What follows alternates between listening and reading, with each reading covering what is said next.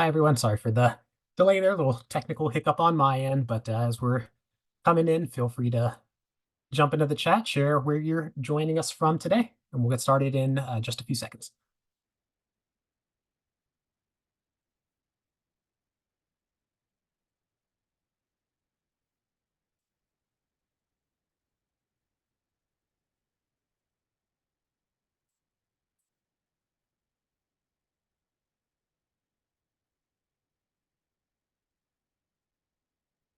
Beautiful. Well, continue to put that information in.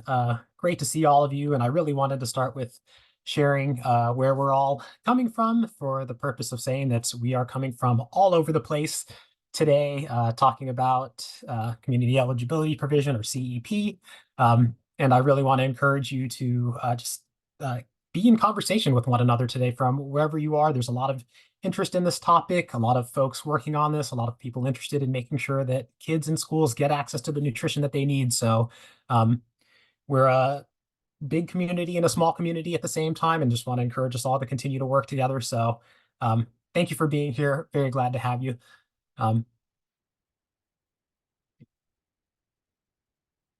Get back into my presentation here. My name is Regis. I'll do a little bit more of a formal introduction of myself in just a moment, but excited to have everyone joining today for this topic of community eligibility provision. We'll do a bit of a 101 today. We're going to talk about a lot of things. For those of you who are new to CEP, there might be some terms in here that are brand new, might be confusing. If so, that's okay. It's a lot of stuff and a lot of information. I'm going to do my best to lay a groundwork for you.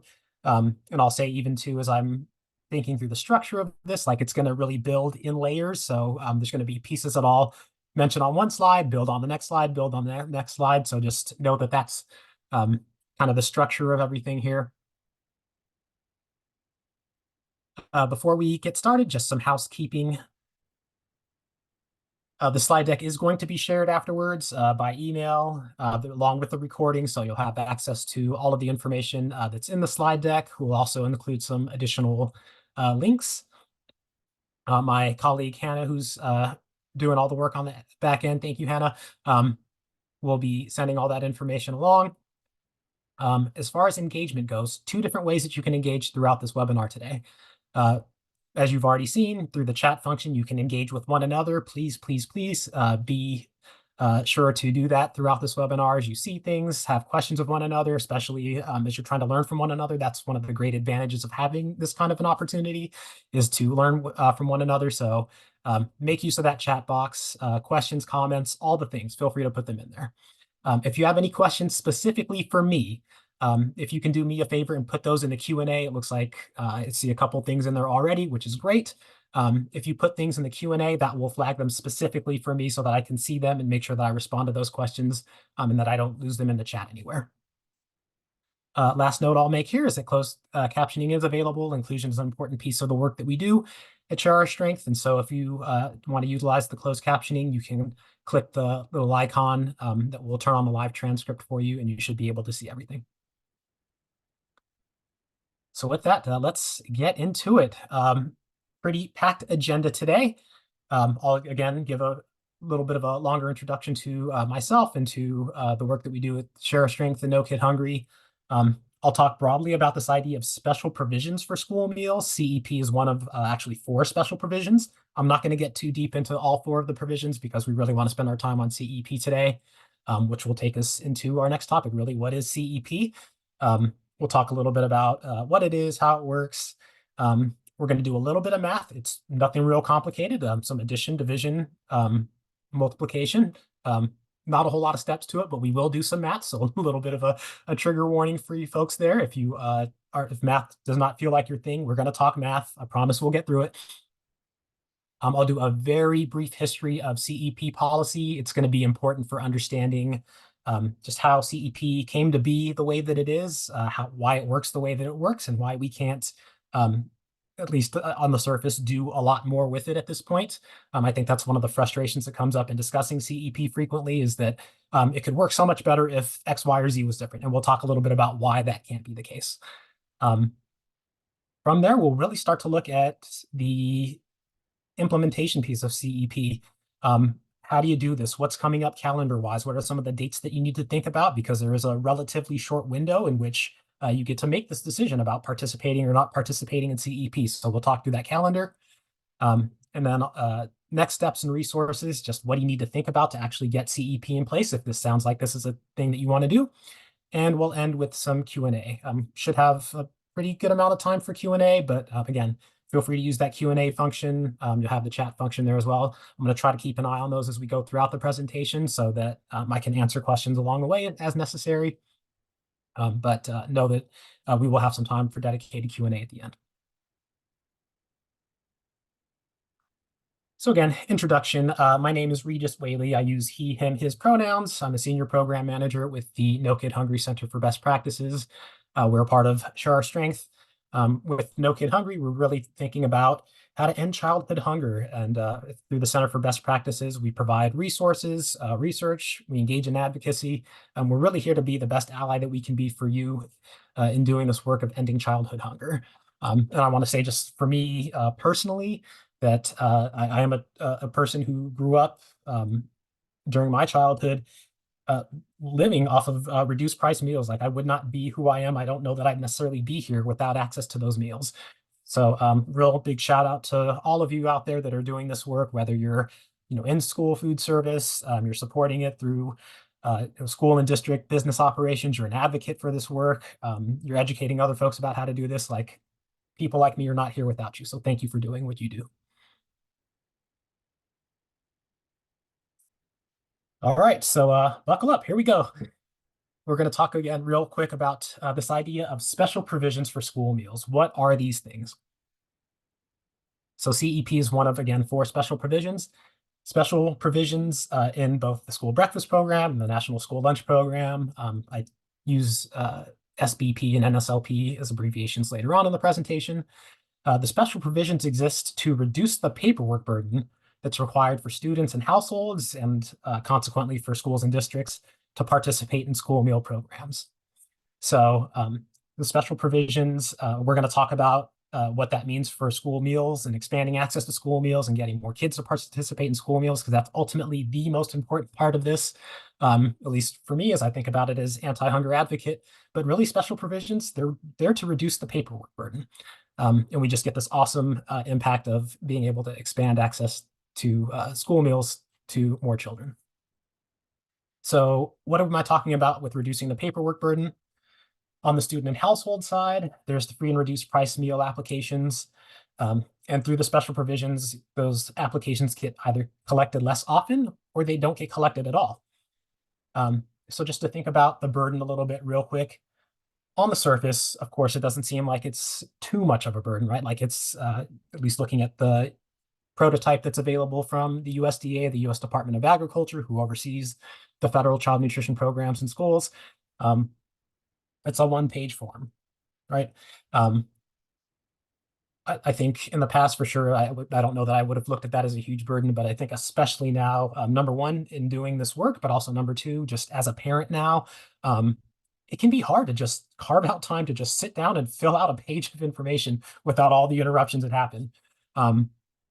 When I think of, and that's just for me, I think about the burden that households feel who are likely to be eligible for free and reduced price meals, knowing that many of them are working jobs at all sorts of hours, maybe not regular hours, sometimes working multiple jobs, and just all the different distractions that can come in just between that and children. Thinking about other barriers that folks might experience with, if the form goes out only in English, but English isn't my primary language, am I able to read and understand what this is? Do I need to get somebody to interpret this? Who can I call to help me with this? Can I only call them during business hours, but maybe I work during those hours and I can't call them during what are typical business hours? Lots of different ways that one piece of paper can be a barrier to receive the access to free and reduced price meals in schools. So definitely a potential burden there with respect to free and reduced price meal applications. So again, through special provisions, those applications come in either less often or not at all. On the school and district side, that's also good news too, right? You don't need to think about how those applications get out. You don't have to think about how you encourage folks to get them back in. You don't have to go through the work of processing them. So special provisions, by doing this one relatively simple thing of reducing paperwork burden, has a lot of benefits almost immediately to both students and households, as well as schools and districts. So again, there's 4 special provisions. I'm not going to talk through all of the things on this slide here. That's not what we're here for today. Just want to say, number 1, there are 4 of them. We're going to take a deep dive on CEP today. But I did want to have this slide available for you in case after this webinar, you wanted to go back, you wanted to see what those provisions are, how they work, what's different between them. So that information is here. Why all the focus on CEP? There's a lot of you here today to learn about this, again, from all over the country. Why do we talk about CEP so much? I wanted to present real quick stat on this slide here. So again, there's 4 special provisions. This chart here just shows it's a horizontal bar chart showing just proportions of participation in special provisions. This is based on data from the National Council on Education Statistics, looking at the school meal program data that they have for school year 22-23. So I'm looking at this bar chart. You can see the legend there, but I'll put this in clearer terms here. Across the country, 58.6% of schools that participate in NSLP, National School Lunch Program, don't utilize a special provision based on this data set. 58.6% of them don't use a special provision. We'll talk about why that is with CEP when we get into how CEP works, but I wanted to start with that. So there's a good chunk of schools that don't use a special provision at all. However, of those who do utilize a special provision, that's 39.1% of schools across the country. Pretty much the majority of, not even pretty much, by far the majority of schools that utilize a special provision are utilizing CEP. The only other appreciable amount of special provision utilization that you can see in this chart here is percentage that use provision 2. It was roughly 3% that reported utilizing provision 2 in the school year 22-23. What you can't see on here is an even smaller sliver of folks who utilized provision 1 and provision 3. It was like collectively less than 40 schools that utilized provision 1 and 3. So all of that to say that there are a lot of schools that don't utilize a special provision. And again, we'll get into at least logically why that might be. But if you're going to use a special provision, it's probably going to be CEP. And we'll see why when we get into the understanding of how CEP works and what it could mean for operations at the school level, at the district level, and the benefits to students and households as well. So with that, let's dive in on CEP. What is CEP? This is my best attempt at putting into one sentence what CEP is and capturing some of the main pieces of it. If you, after going through this presentation, if you've got a better one sentence, please let me know. Be more than happy to borrow that from you for future presentations.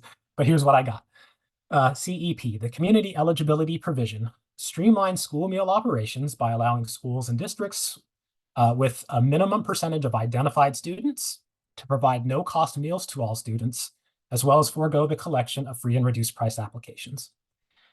It's a mouthful. I think there's really 3 important concepts here to dig in on with CEP, and they're here in bold.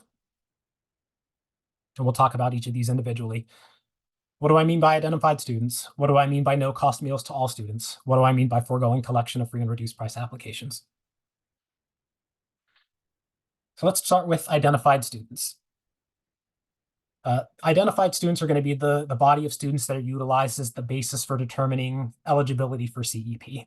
There's also this little operator that I have grayed out right now, this idea of a minimum percentage. I'll come back and talk about that minimum percentage in future slides. But I want to talk about the concept of an identified student first.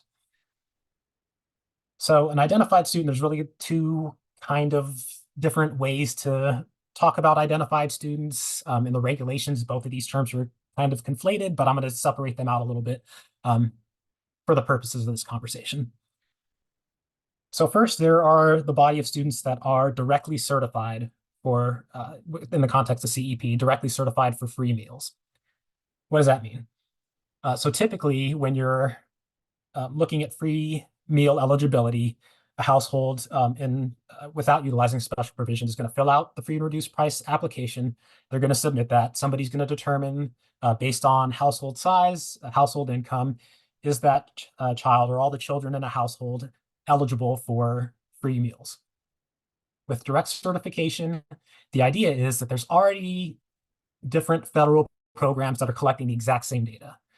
Other federal programs that know how big a household is, what their income looks like, and that information stored in a database somewhere. So the idea behind direct certification is if I can just go get that student information from that other database and they're eligible for free meals there, there's no sense in having them fill out an application.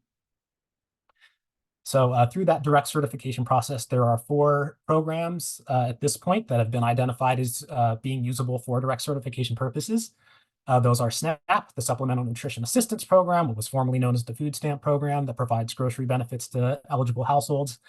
TANF, the Temporary Assistance for Needy Families Program, which provides cash or non-cash assistance to eligible households experiencing low income. FDIPR or FDIPR, Food Distribution Program on Indian Reservations, Commodity Food Program for tribal nations, and Medicaid, which provides health insurance. I'll say real quick on Medicaid, that's not in every state yet. It is currently in 38 states, starting in the 24-25 school year. That will be 43 states. So most states are making use of Medicaid at this point for direct certification purposes.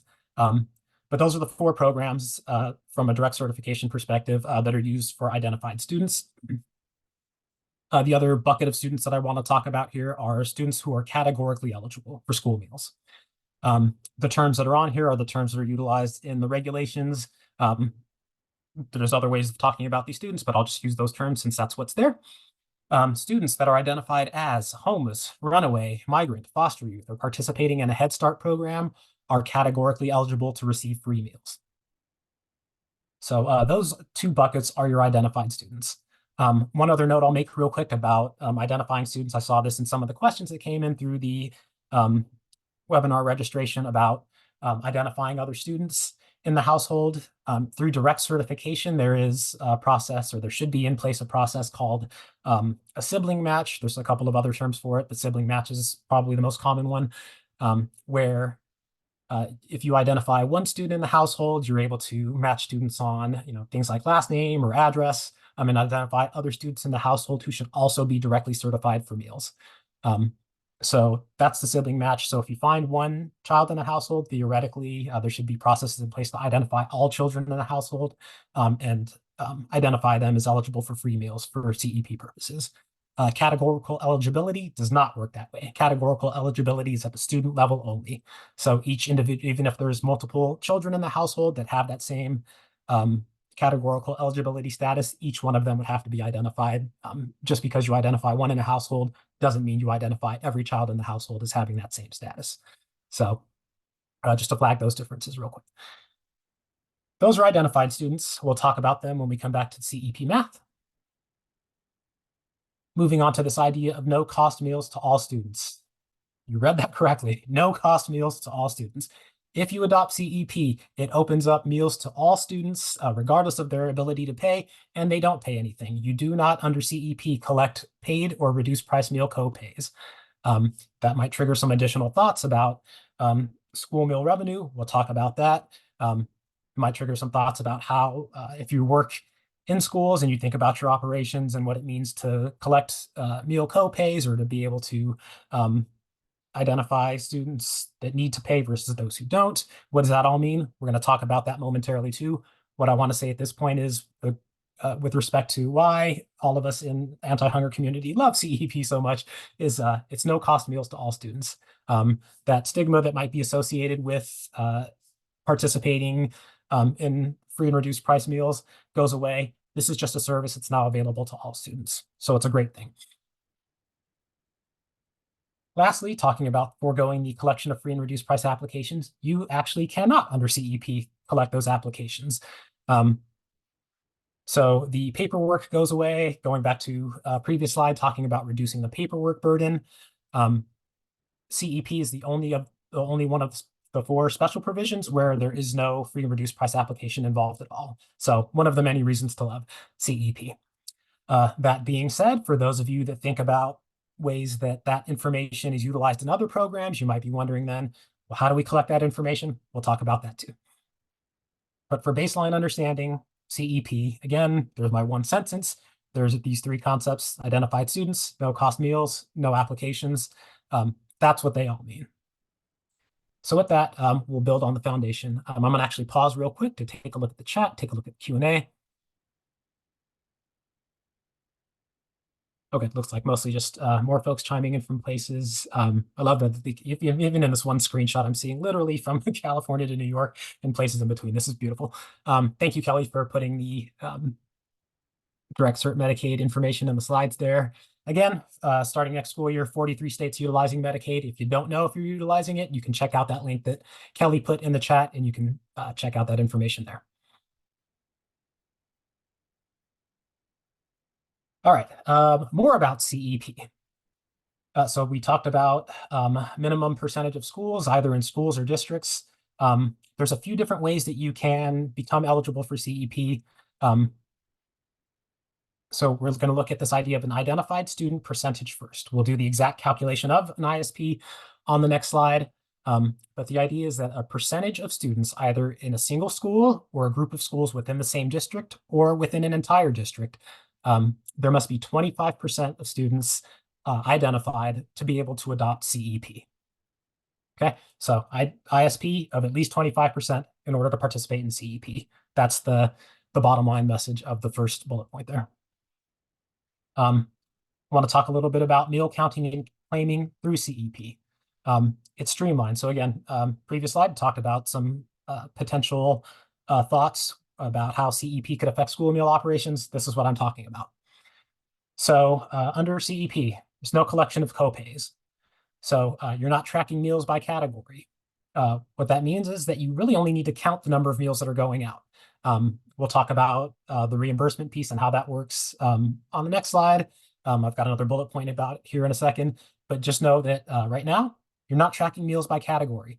That means you're not having to necessarily have a student, for example, put in a student identifier into a keypad and then be able to see on the point of sale side what status that student has, if they've got money in an account or anything like that. You're not having to spend time if you're there working those lines, having to worry about taking in money, checking accounts, all of that stuff. You're just tracking the number of meals that are being served. So streamlines operations in that way. No copay collection, and not having to collect a copay also means no school meal debt. That's been a huge discussion point, at least for the last few years now, it feels like. I'm sure it's been bigger than that for longer than that.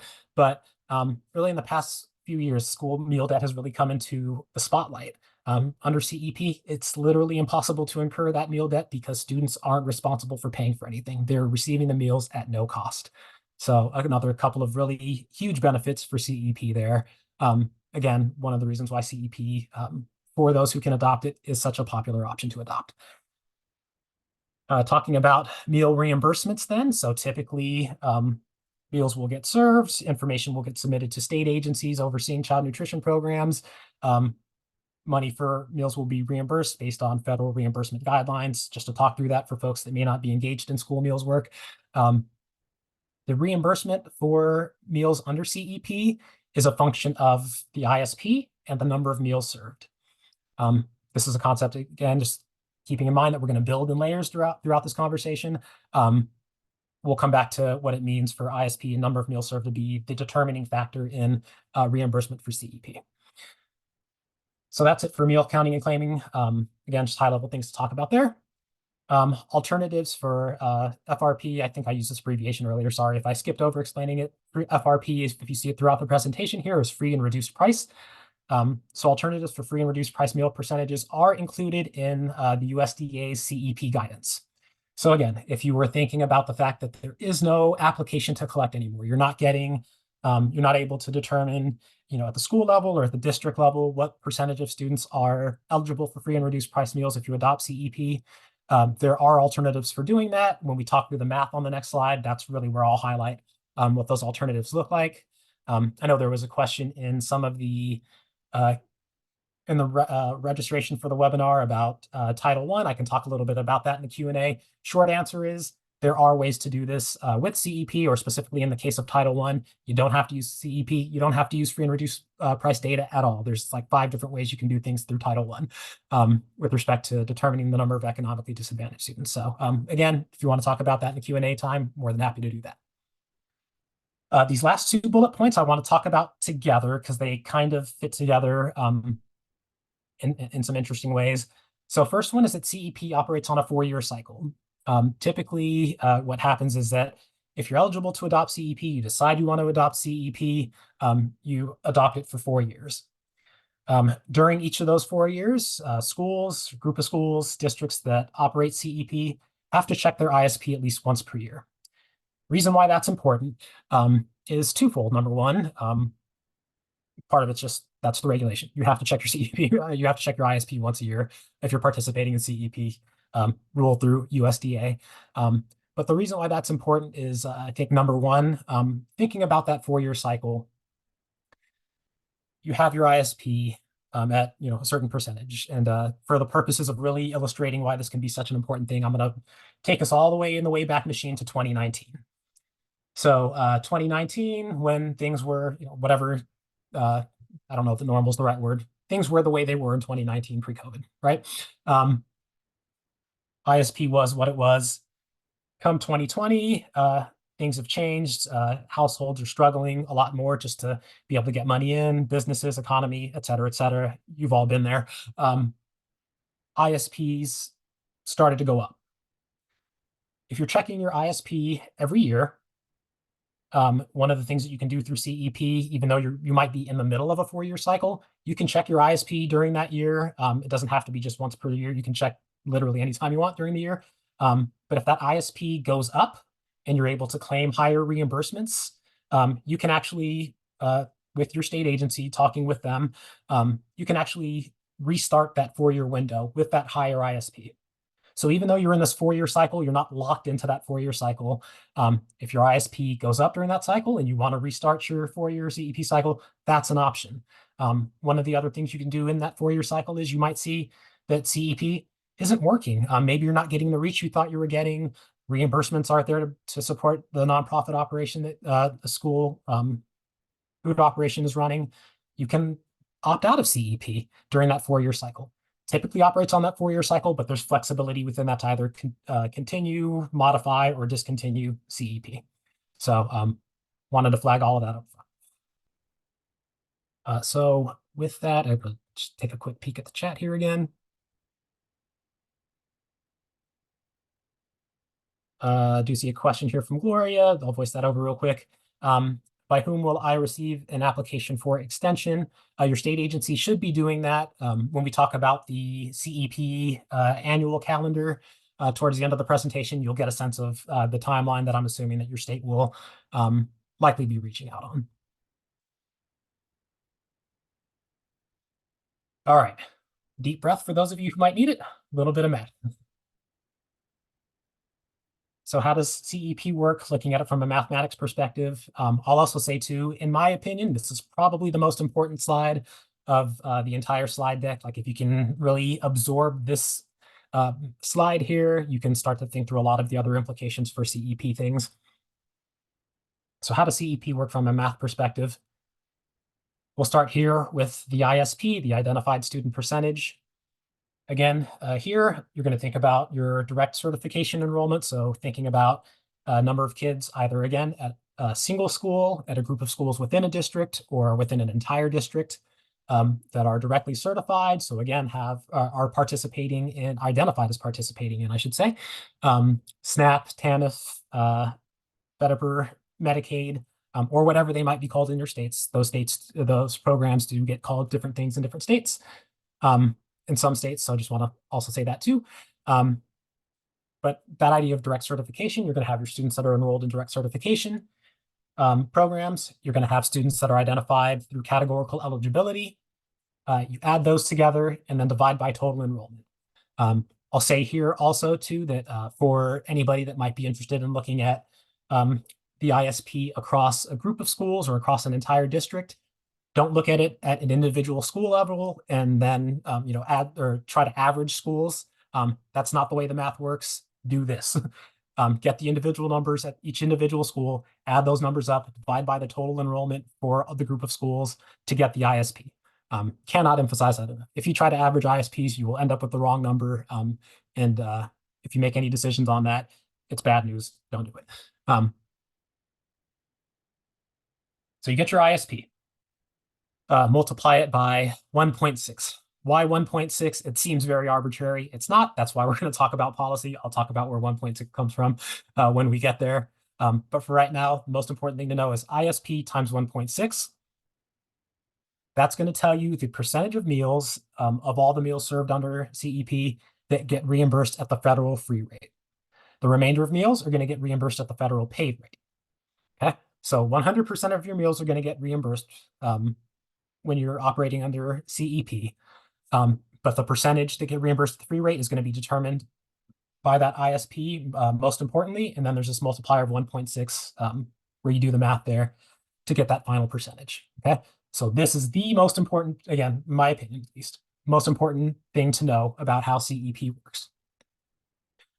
Coming back to that question of how do you utilize CEP information, thinking about percentage of free reduced price eligibility in other programs, it's this. This is the number that you use for if you're looking at school funding things for Title I, for example, or other school funding programs that you might be looking at and that you're using free and reduced price data as a proxy for that.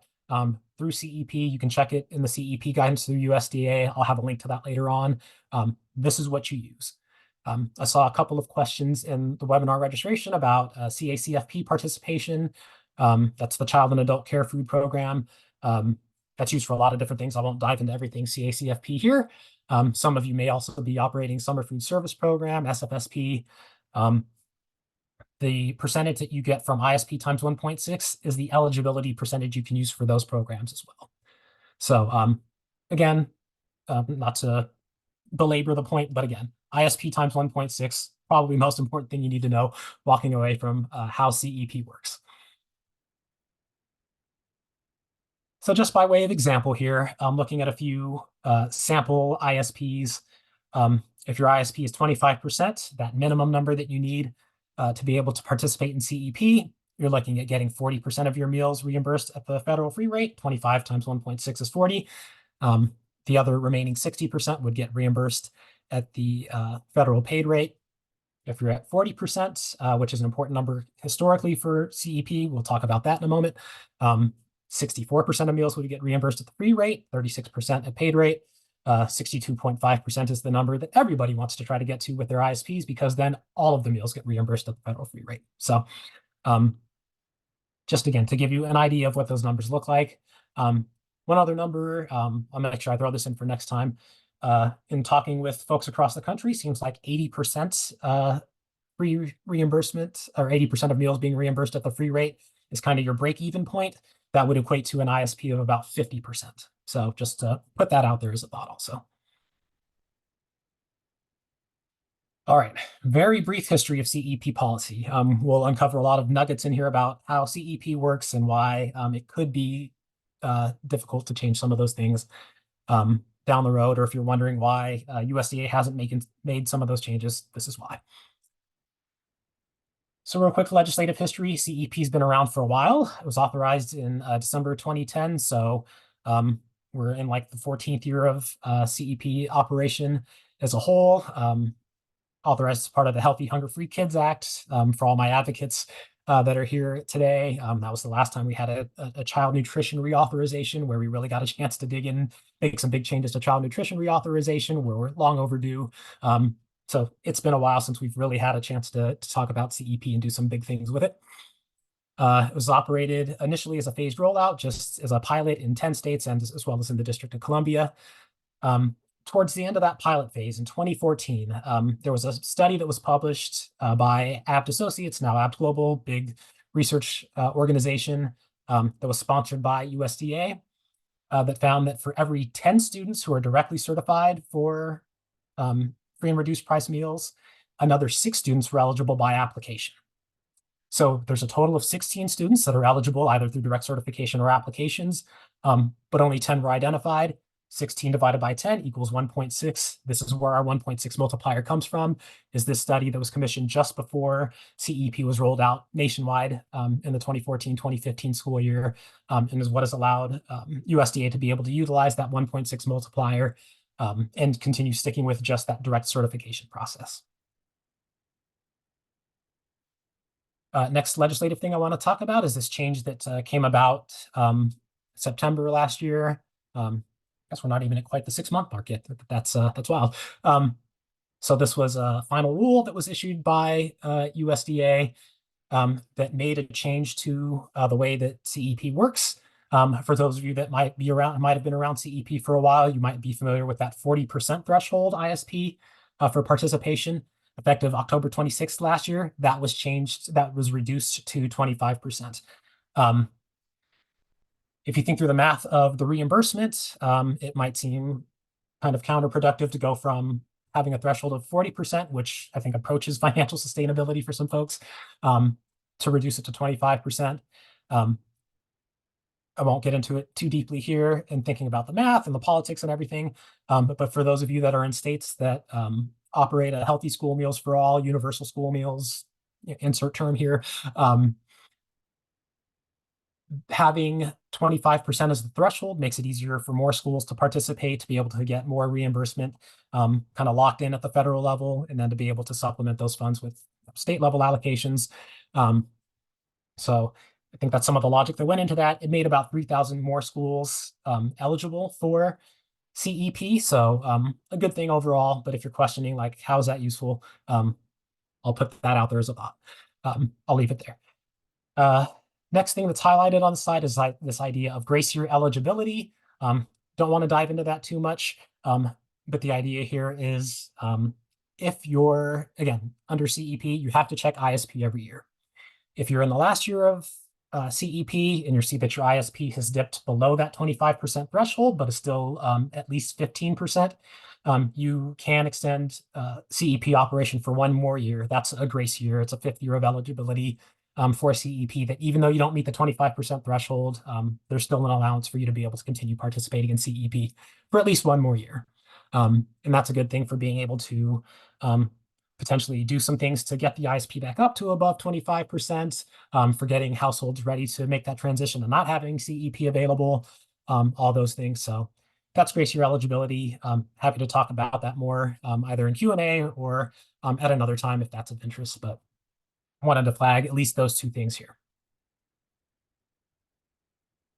So finally then, with that legislative history, thinking about how CEP works, having a background with some of the math, how we got to where we are, you might have some thoughts about how CEP could be different. Looking at the threshold for participation, looking at that multiplier especially, how can CEP work better? So the question might be, what can USDA do? What can't USDA do? I think the can't is probably the most important part to address here. We'll talk about it. What USDA can do is exactly what we saw through that final rule that was made effective about 6 months ago. They can lower or even eliminate that ISP threshold. So USDA made that decision to lower it from 40% to 25%. That's within USDA's capacity to be able to do, to be able to make more schools eligible for CEP. They also have the ability to adjust the multiplier between 1.3 and 1.6. That 1.3 number was something else that came out of that study in 2014.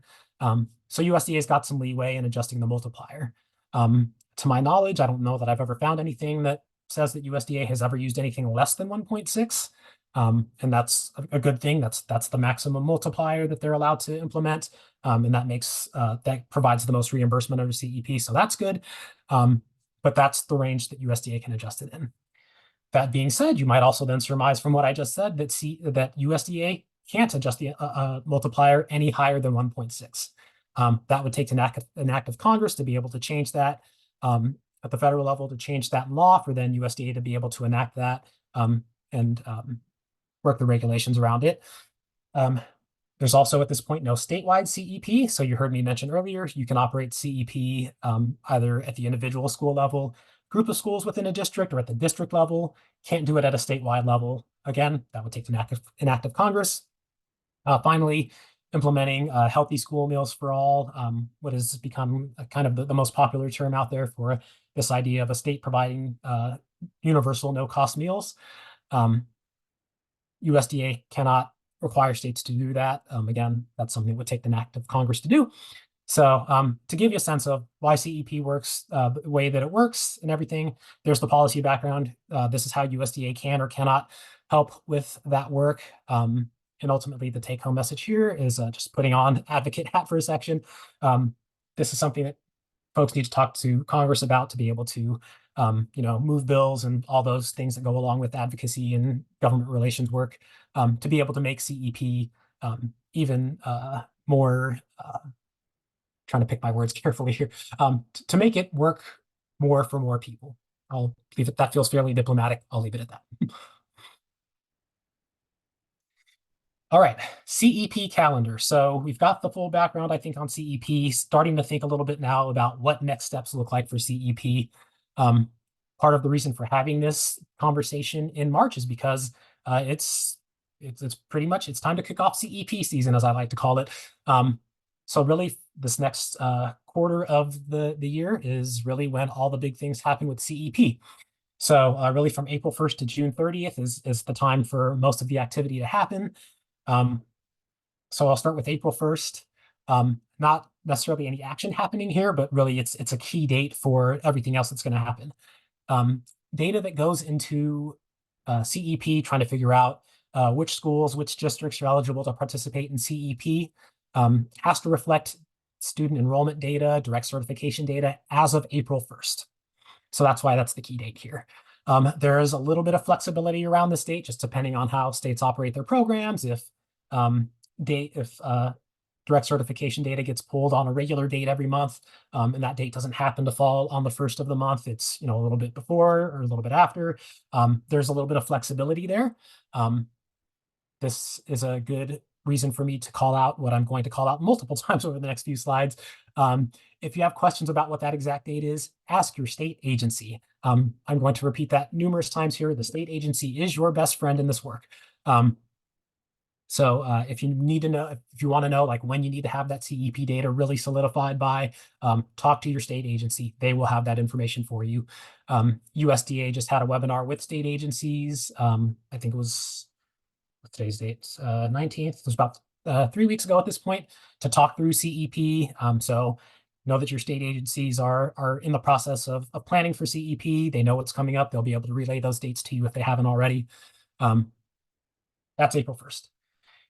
April 15th is the date by which state agencies need to provide to LEAs. So I just realized I didn't write that out. Local education agencies, commonly like your districts or divisions, number of different terms used across the country. State agencies must provide district-wide CEP eligibility data by April 15th. At the same time, LEAs, districts, divisions, whatever you might call them, have to provide school-level eligibility data back to state agencies. So there's going to be some back and forth about the eligibility data during that time. By May 1st, data goes public. State agencies have to post their CEP eligibility data online. That's typically through your state child nutrition agency website.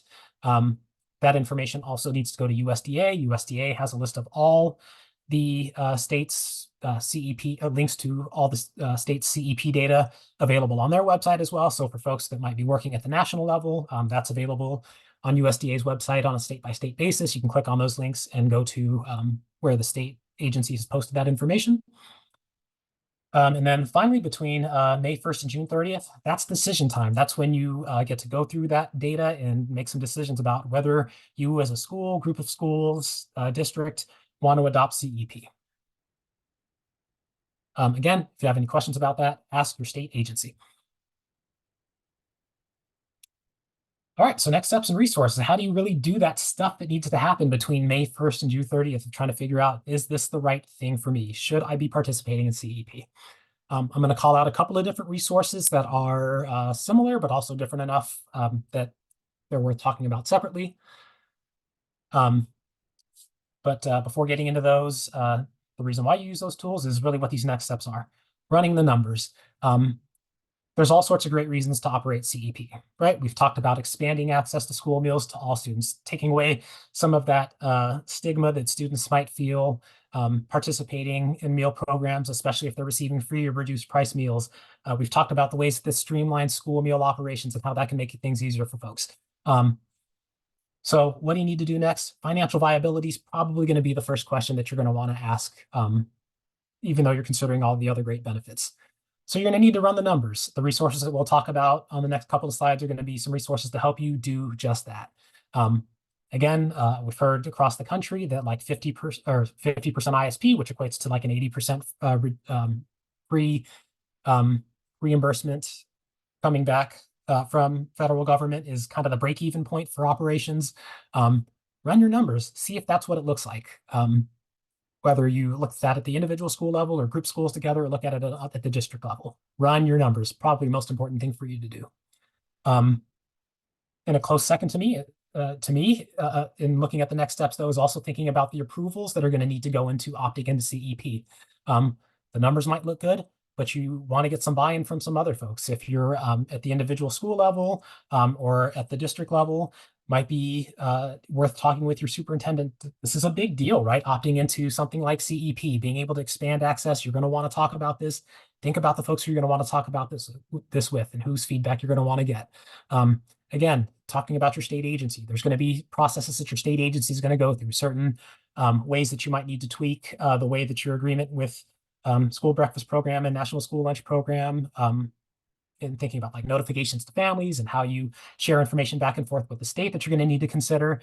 You're going to want to think about those approvals, what the timeline looks like there. Again, if you have questions about that timeline, ask your state agency.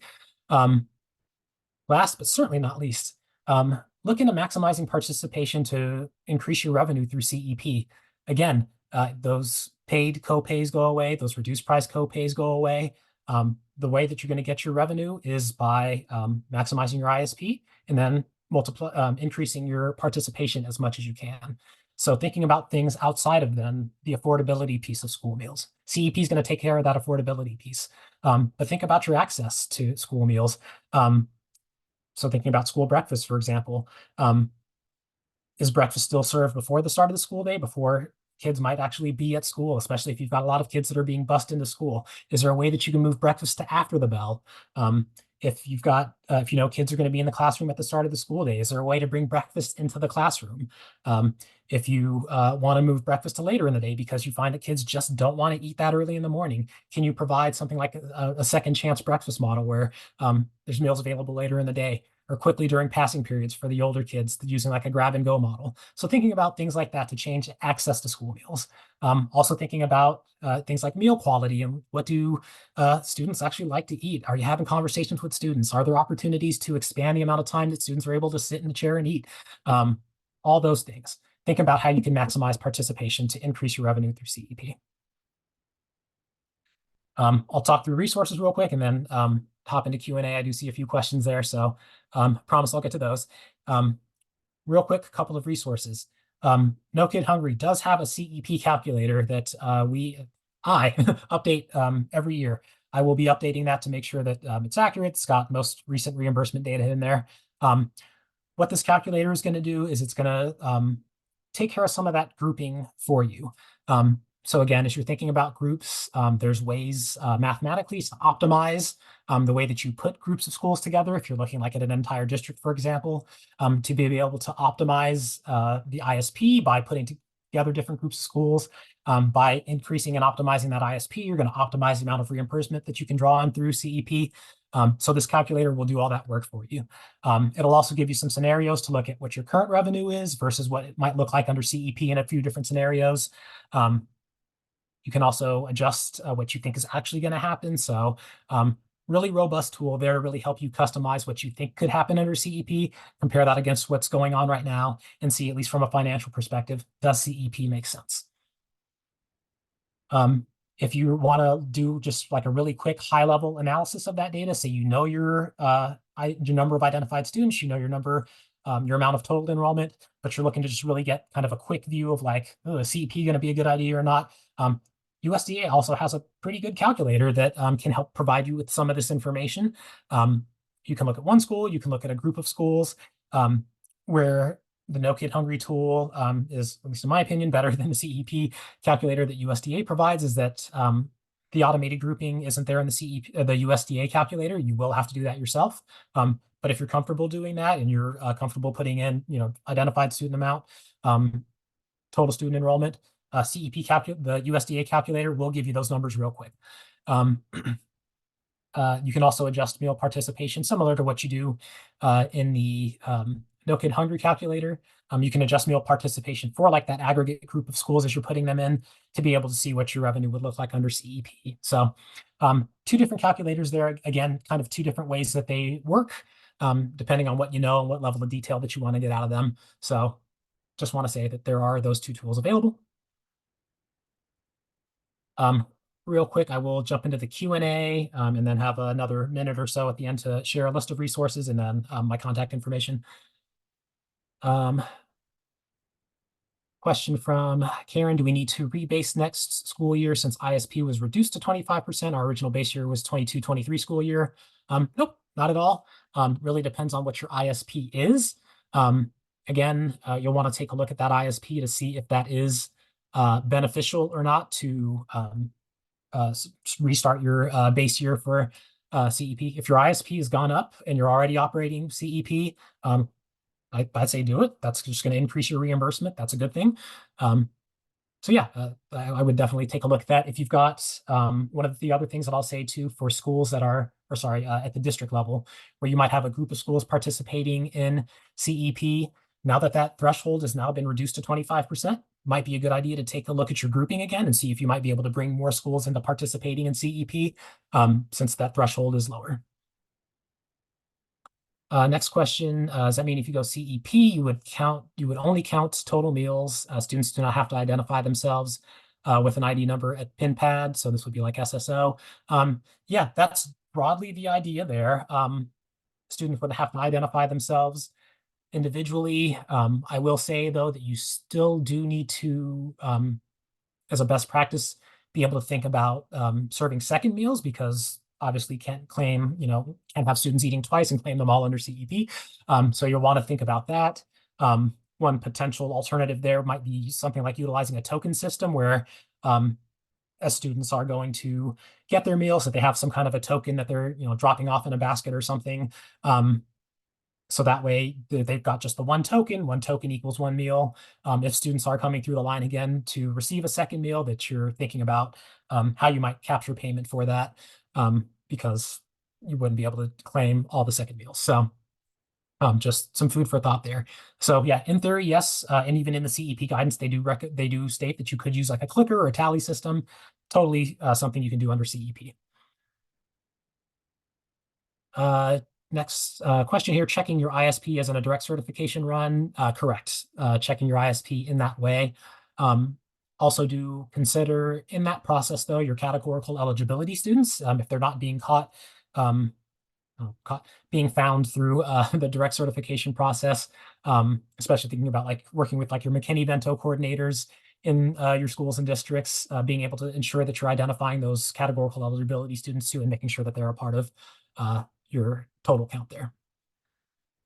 If ISP goes down in your 4-year cycle, will your reimbursement rate go down also, or do you keep your original reimbursement rate? Excellent question. If you see that your ISP is going down during your 4-year cycle, you're not at all required to restart your base year in any way.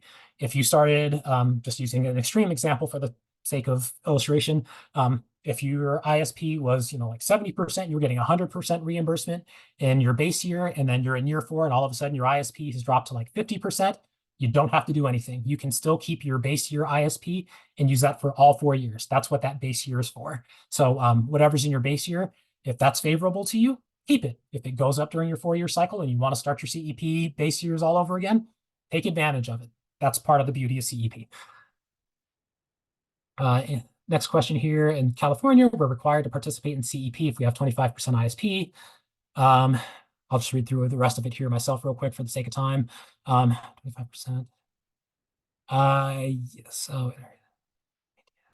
Oh, excellent question. Yeah. So thinking about the 25% ISP minimum threshold and looking at looking at eligibility for things like SFSP, CACFP. Yeah, so I would say specifically for those programs, there's the area eligibility that you can look at for utilizing, again, like free and reduced price data, and then multiplying, or sorry, under CEP, looking at your ISP times 1.6, and then using that percentage. If that percentage is below 50%, there is the alternative under the child nutrition eligibility guidelines to look at census data and see if census data would be a useful alternative for determining what that percentage is. And that percentage might be at or above 50%. We also have on the No Kid Hungry website our average eligibility tool that can help with some of that in case there might be an area where you might not have, you might have less than 50%, but you can average that with some other nearby areas to have an overall average 50% and still be eligible for SFSP, CACFP. I'll pause there on the questions. I do see the rest of them when the email goes out with our webinar recording and slides and other resources. I will make sure that all those questions are answered. So Hannah, please make sure you hold me to that. I will do that. Real quick, a couple of other things. Do stay in touch. We've got a newsletter that you can subscribe to. Our website has all of this information and other resources. All these resources, again, you'll have links to all of this when the slides go out. We've got information, USDA's got information. There's other groups that have information. Again, ask your state agency if you've got questions. They can point you to these resources, your own in-state resources. You'll have my contact information on the last slide here. You're welcome to reach out to me. Your feedback would be very much appreciated. We want to make sure, especially with topics like this that have eyes on them from all over the country, that we're talking about the right things, that this information is helpful, that we're tailoring this to meet your needs. Please provide the feedback in the little window that will pop up in your browser after this. Just 5 questions, pretty simple, and doesn't take a lot of time to fill out. Would really appreciate your feedback. And lastly, thank you for coming. Thank you for being here. We know there's a lot of conversation to have about CEP. If you have questions about anything that you've heard today, you want to have conversations about CEP calculations, how CEP works, all those things, feel free to email me at any time. More than happy to chat with you. Thanks again so much for being here. Thank you for what you do. Take care.